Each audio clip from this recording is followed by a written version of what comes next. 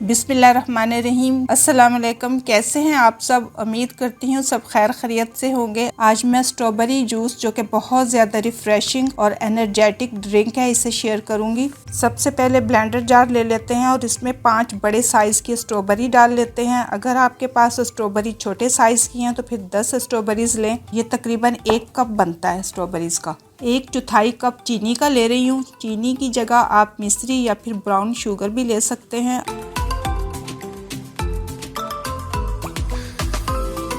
आधा टीस्पून काला नमक और 2 tablespoon lemon juice. Lemon juice मैंने फ्रीज किया हुआ है। आप ताज़े लेमन का जूस निकाल के भी डाल सकते हैं। जूस को फ्रीज करने का तरीका मेरे चैनल पे मौजूद है, आप विजिट करके वहां से देख सकते हैं। और अब 1 कप पानी डालकर इसे अच्छे से ब्लेंड कर लेते हैं। और ये अच्छे से ब्लेंड हो गया है। इसे अब गिलास में पोर कर लेते हैं। स्ट्रॉबेरी जूस बनके तैयार है। तो जुड़े रहें मेरे चैनल के साथ और मेरे चैनल को लाइक शेयर सब्सक्राइब करते रहें। दुआओं में याद रखें। नेक्स्ट वीडियो तक के लिए अल्लाह हाफिज़।